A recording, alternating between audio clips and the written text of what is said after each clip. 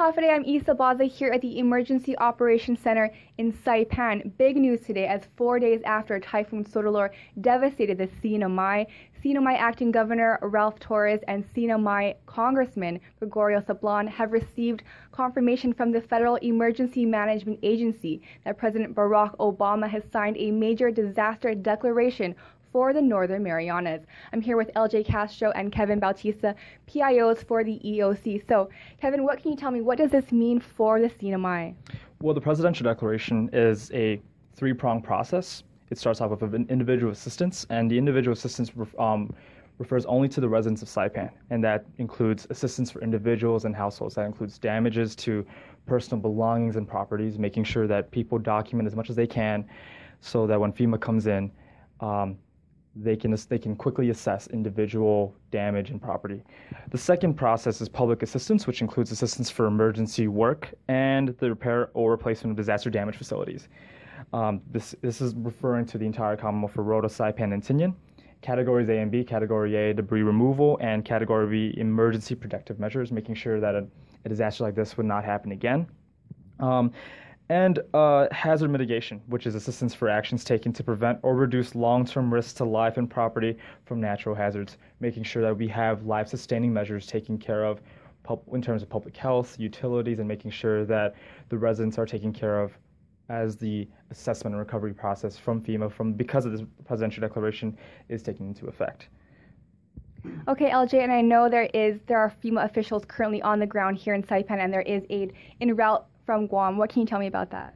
Well, of course, definitely this storm affected the infrastructure greatly.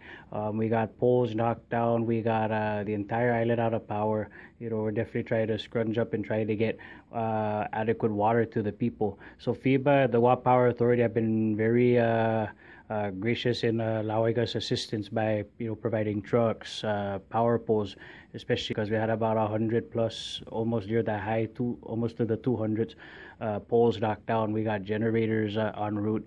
We're also looking at tapping into the Guam FEMA Distribution Center to see if there's any other equipment that we may need in order to try to get island infrastructure back on point so we can start restoring critical services to the people.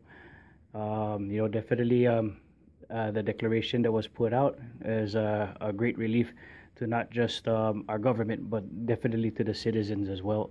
So, we're greatly appreciative of President Obama's efforts in trying to help us get back to normalcy. And to add what Kevin mentioned earlier, I know definitely everybody's going to be asking in regards to how can they apply for individual assistance, which of course they're more than happy to.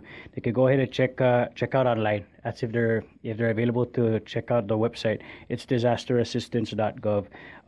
If you got a smartphone, I know a handful of people still have their smartphones on them and working. We do got m.fema.gov.